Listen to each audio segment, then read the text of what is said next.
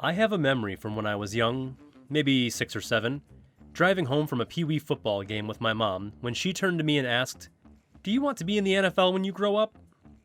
I'll never forget my response. I thought for a minute, then turned to her and said, "No, I want to run an online newsletter that helps people think differently in order to identify and extract every possible edge to maximize their probability of success." And so it was. I'm Jake, and this is Jonathan Bale's Lucky Maverick.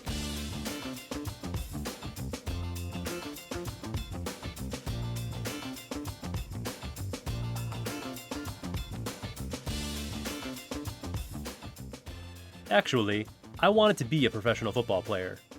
The truth is, I'm much better suited to play non-350-pound grown-ass man crushing your skull type games and write about playing such games and build businesses centered around playing games, which is effectively what I've done the past decade.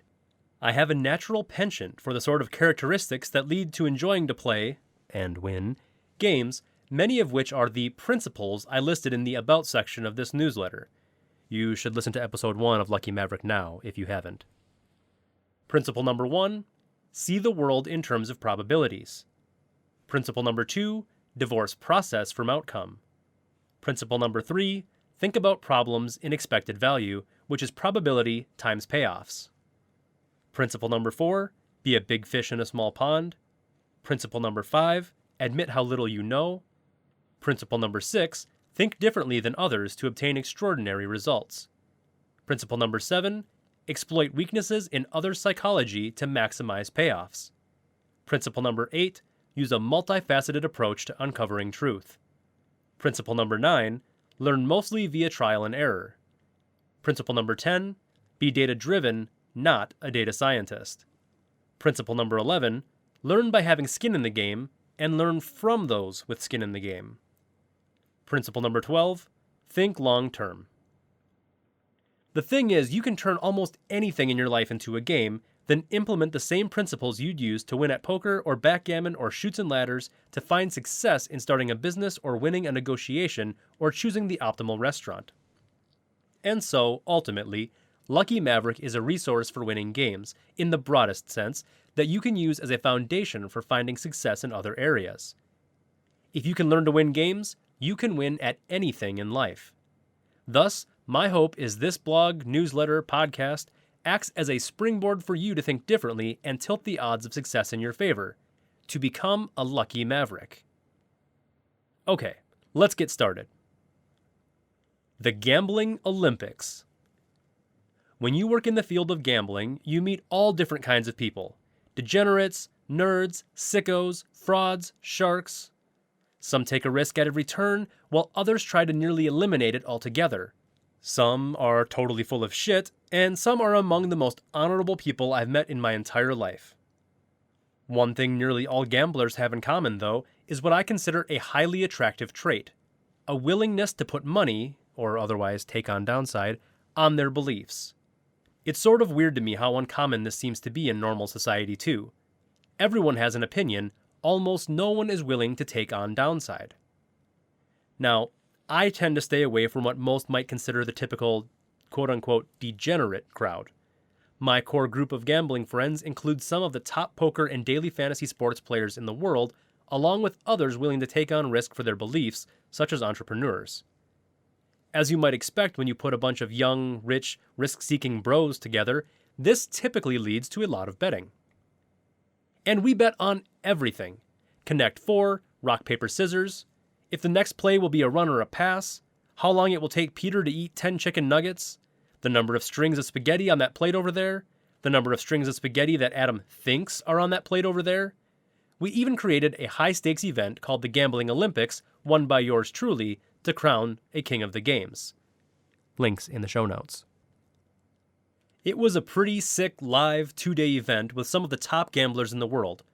Poker pros like Joe Ingram and World Series of Poker main event champion Scott Blumstein, DFS pros like Peter Jennings and Adam Levitan, Renaissance men like Brandon Adams, other sports bettors, stock cryptocurrency speculators, and even creator of Manscoin Peter Overzet, and for some reason, former MLB catcher Paul Loduca. Loduca once told me I, quote, look like a broke-ass Vince Vaughn, unquote, which I consider to be a great compliment given that Vince Vaughn is much taller than me, very rich and famous, and has dated many attractive women. A broke-ass Vince Vaughn honestly still seems pretty good, so thanks, Paul. At the Gambling Olympics, we did everything from bet on sports to play beer pong. Some of the games, such as Connect 4, are what we refer to as solved, meaning there's always a mathematically correct decision. Anytime you play Connect 4, at any given point in time, every single move you could make except for one is wrong, to varying degrees. Solving Connect 4 is difficult with the number of scenarios that can play out, but if both competitors play perfect strategy, you can exactly predict every move they'll make in every game. An extreme example of a solved game is tic-tac-toe, a game I highly recommend to any readers under the age of 5. Other games, such as rock, paper, scissors, aren't solved. Your opponent's anticipated strategy dictates what you should throw. If you know they throw rock 45% of the time, and split between paper and scissors the remaining 27.5% of the time, respectively, then obviously throwing paper more often is advantageous until they inevitably adjust. In either scenario, the path toward victory is the same. Know the rules, inside and out, and exploit them to your advantage. Note that, long term, you're best off playing games that are either theoretically unsolvable or new enough that you can solve them faster than others. In the world of games, it's often more valuable to be first than it is to even be right. Knowing the rules. It might sound painfully obvious that you should know the rules of the game you're playing, but what I really mean is this. You should be assessing how the rules can be a catalyst toward finding edges over competitors. What are the ramifications of both the stated and unstated rules, and how can you leverage that knowledge to win? In some games, like Connect 4, the rules are clear and the possibilities are bounded. In other games, like Business, the rules aren't so clear, and in fact many rules are bullshit. And the possibilities are boundless. In the latter sort of game, knowing the rules, which are real, which aren't, how to properly exploit them without a clear rulebook, and so on, can be a difficult task. One way to get started on the right track is to work backwards. If you're going to win a specific game, what sorts of things need to happen? What does the path to success look like? If you put a little thought into possible endgames, you can sometimes reverse engineer a formula plan of attack by working within the rules to eliminate potential scenarios that don't lead to favorable outcomes for you. This is one strategy employed by the chess prodigy Josh Waitzkin, the subject of the movie Searching for Bobby Fischer, that he discussed in his book The Art of Learning, which I highly recommend. Whereas most chess players approach the game sequentially, learning their opening moves and then progressing into the mid-game, Waitzkin learned how to maximize his odds of winning by starting with endgame scenarios, often with just 3 pieces left on the board. In doing this, he was able to work backwards from success to cultivate more apt early and mid-games. Finding your edges.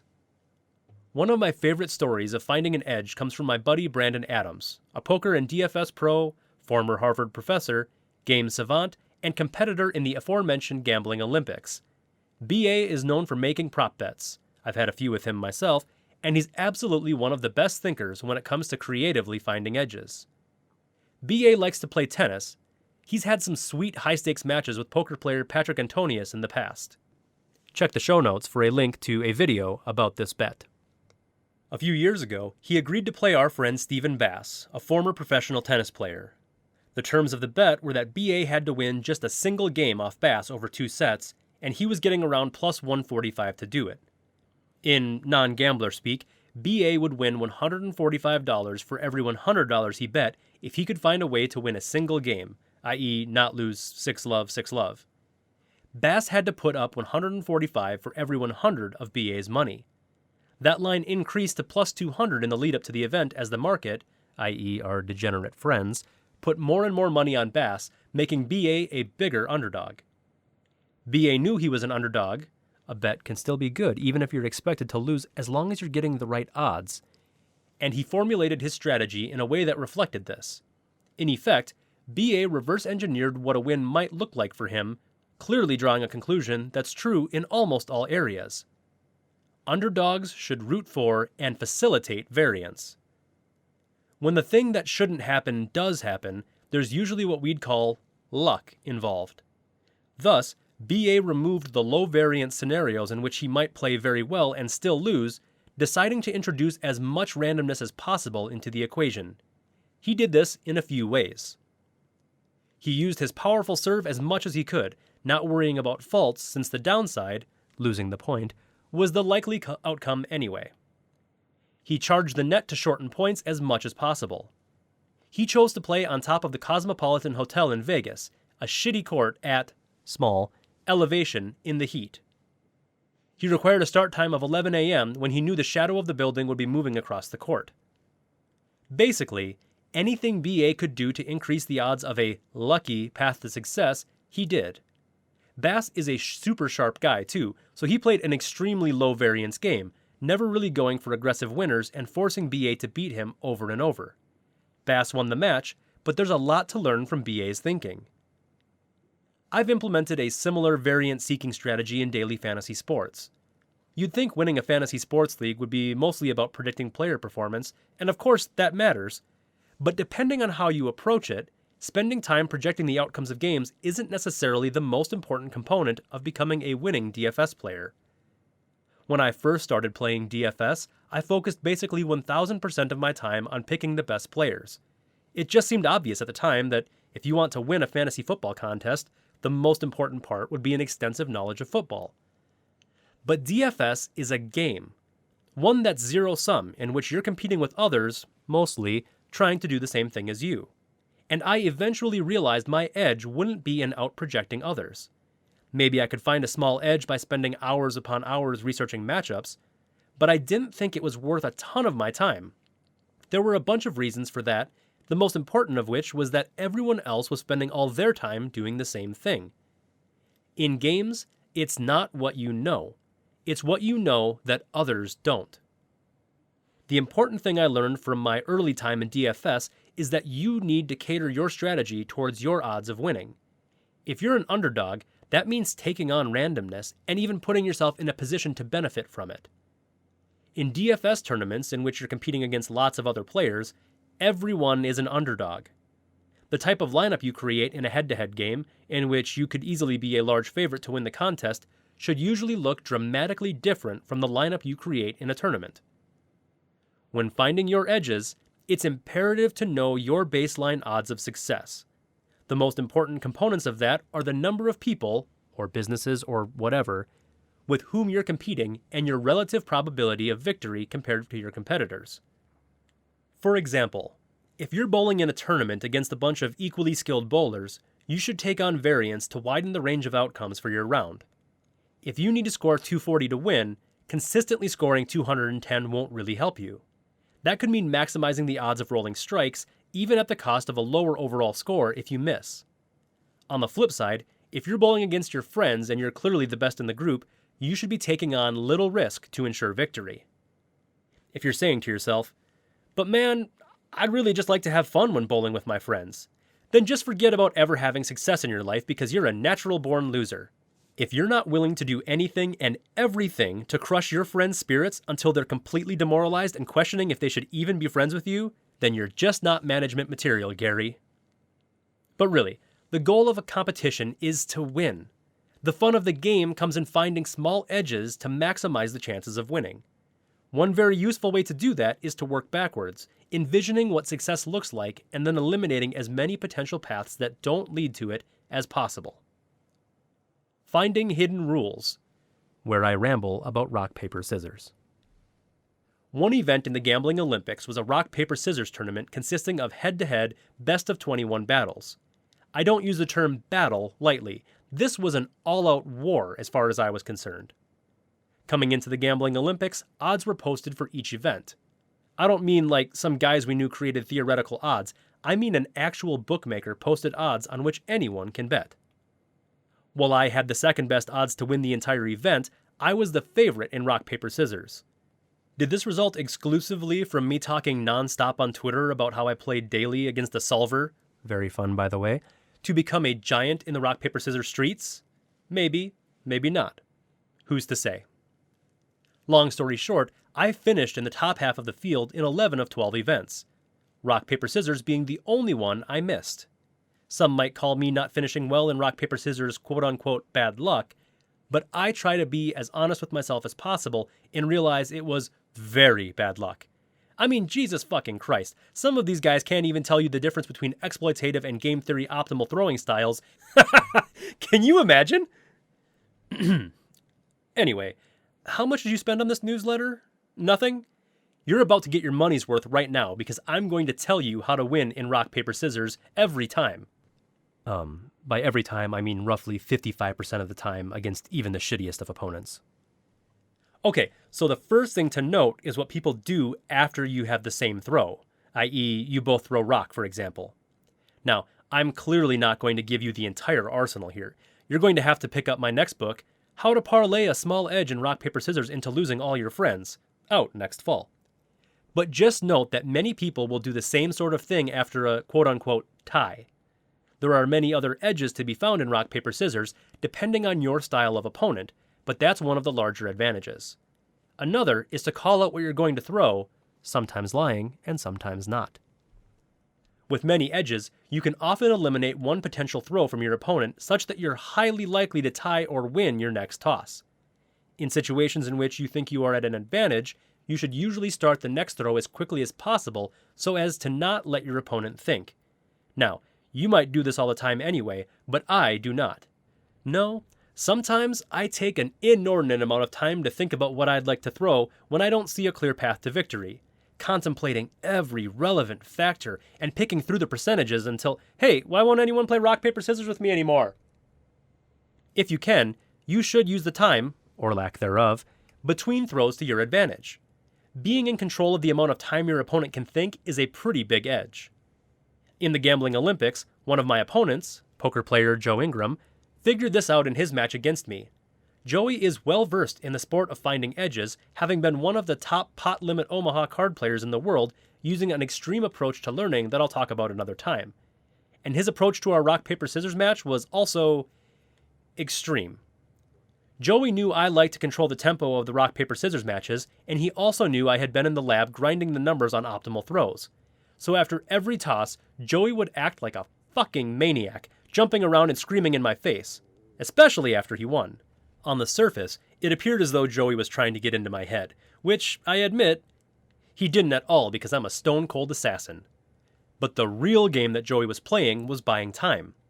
In taking upwards of 30 seconds to a minute, and sometimes more, between throws, it meant that each throw was effectively independent of the others.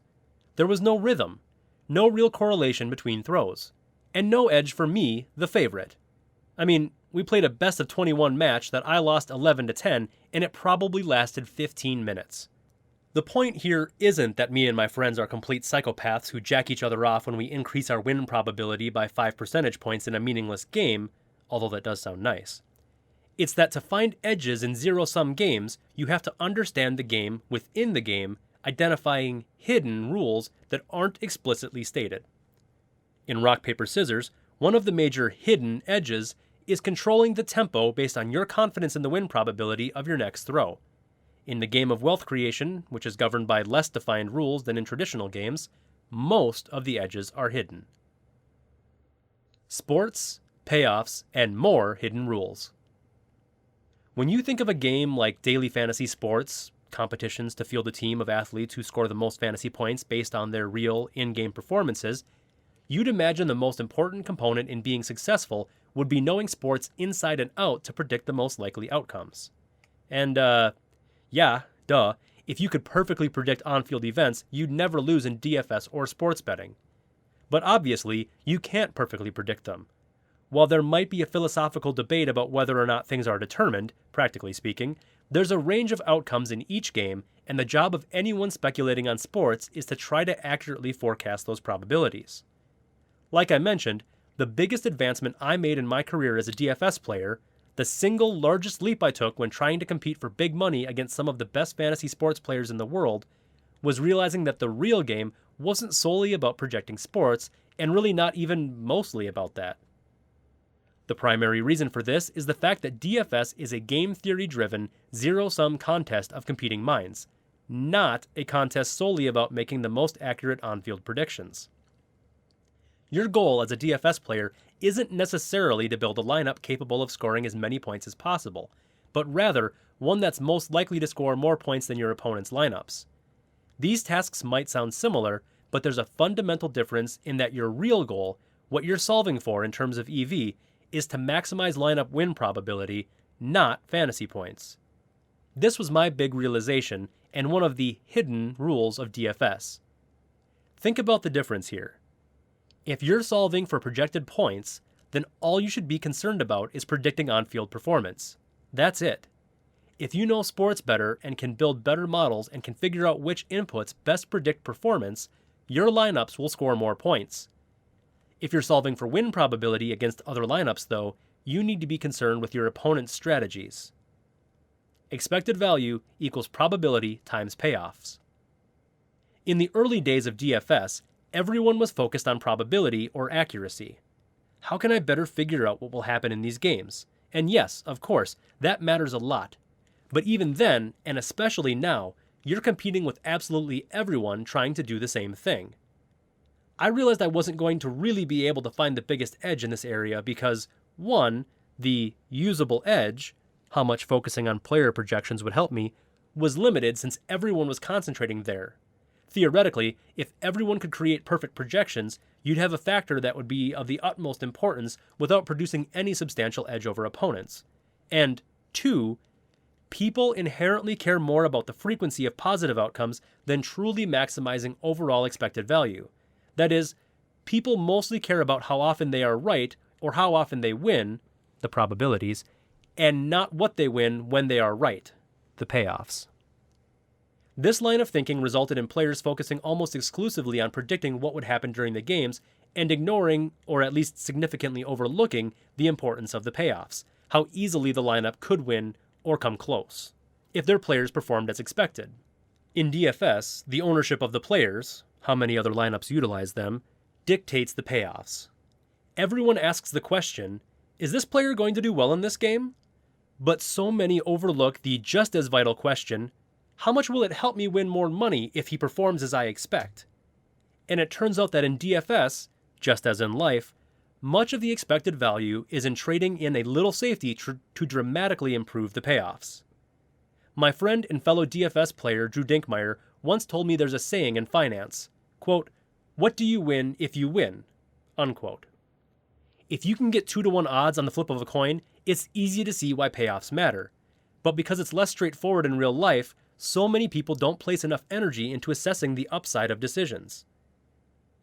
Don't do the equivalent of over-scrutinizing a coin's properties to figure out if heads might come up 50.1% of the time and ignore what you win if it does. Life isn't a coin flip, but it's more random than most think, which ironically is what allows for the biggest edge.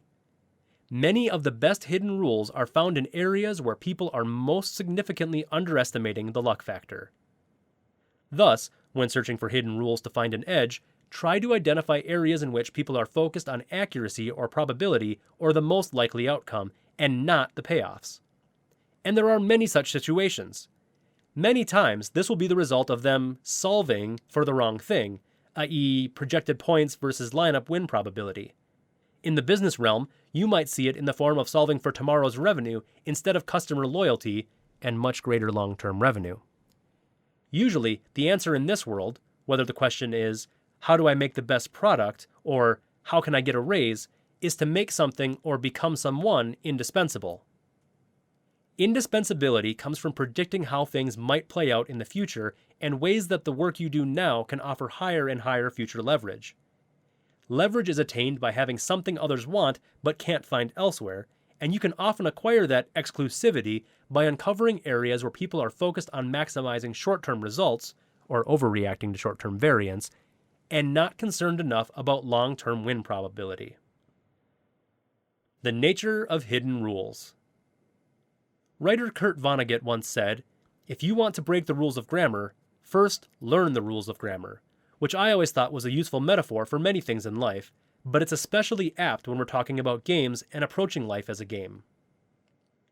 If you want to break the rules, you first must be a master of the rules.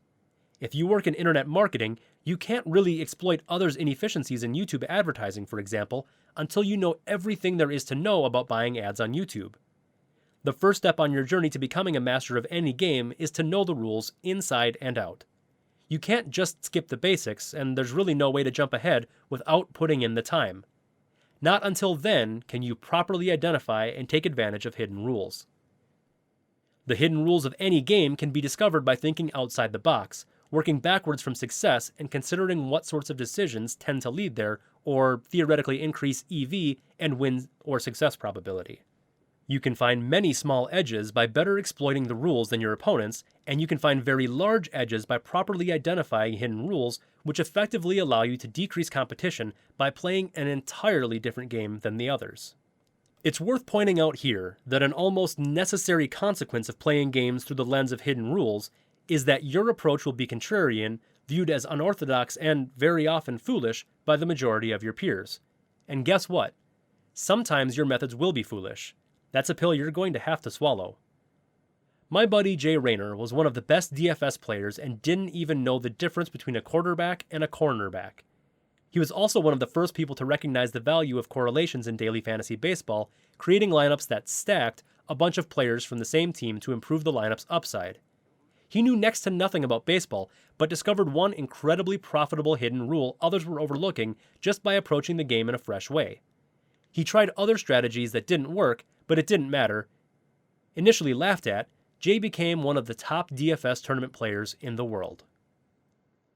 Knowing rules inside and out is paramount to success, but finding and exploiting the hidden rules a prerequisite for greatness. To get there, work backwards from success, however you define it, think about problems differently by questioning everything, accept you'll often be very wrong, and consider which implicit questions people are asking or solving for that just aren't the right questions to be asking. The hope is that in approaching games or life in a different way, you can limit your losses when wrong, but achieve monumentally asymmetrical benefits when you're right, since you're the only one or among the only ones to have identified the rare and lucrative hidden rule. The important points. 1. Know the rules inside and out and exploit them to your advantage. 2. One way to get started on the right track is to work backwards. If you're going to win a specific game, what sort of thing needs to happen? What does the path to success look like? If you put a little thought into possible endgames, you can sometimes reverse engineer a formidable plan of attack by working within the rules to eliminate potential scenarios that don't lead to favorable outcomes for you. 3. In games, it's not what you know, it's what you know that others don't.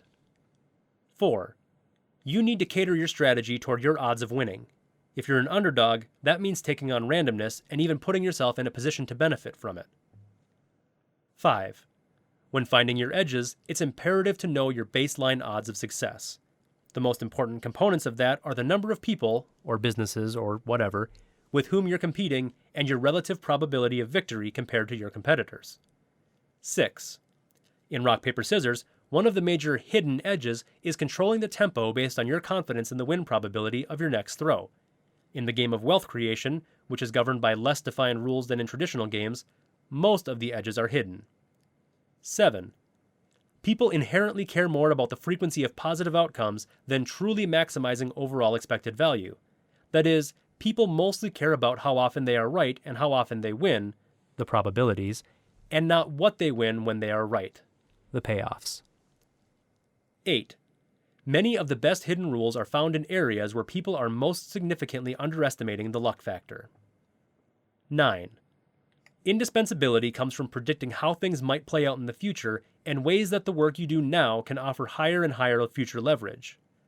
Leverage is attained by having something others want but can't find elsewhere, and you can often acquire that exclusivity by uncovering areas where people are focused on maximizing short-term results, or overreacting to short-term variance, and not concerned enough about long-term win probability. 10. Writer Kurt Vonnegut once said, quote, "If you want to break the rules of grammar, first learn the rules of grammar," unquote. If you want to break the rules, you first must be a master of the rules. Not until then can you properly identify and take advantage of the hidden rules. 11. The hidden rules of any game can be discovered by thinking outside the box, working backwards from success, and considering what sorts of decisions tend to lead there or theoretically increase expected value and win or success probability. 12. An almost necessary consequence of playing games through the lens of hidden rules is that your approach will be contrarian, viewed as unorthodox, and very often foolish by the majority of your peers. 13.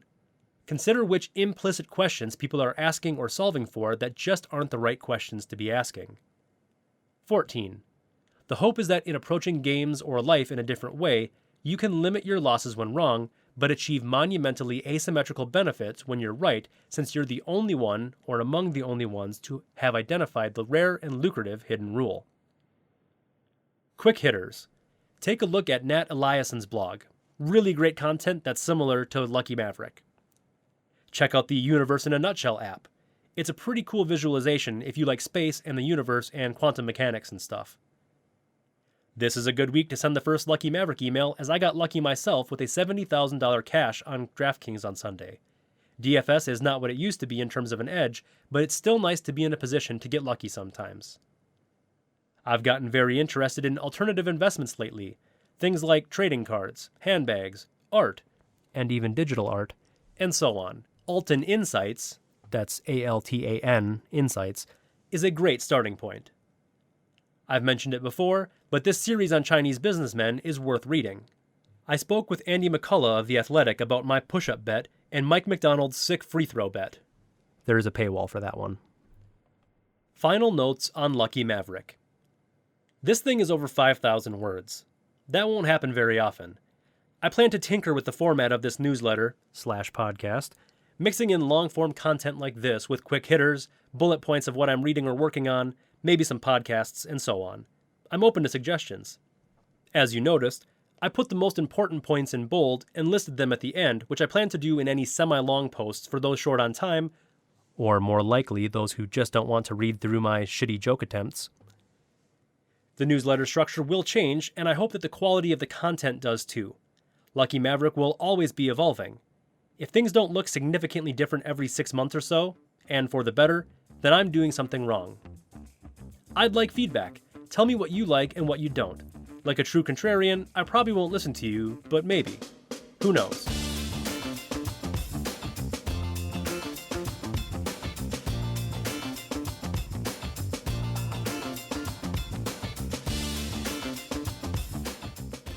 To read the written version of this article, and others like it, visit luckymaverick.substack.com. I made a point to pull out all of the links that are pertinent to the story, but if you read the written version or at least scroll through it, you'll see some visuals that I did not include in the show notes. Thank you so much for listening, and I will catch you next time on Jonathan Bale's Lucky Maverick.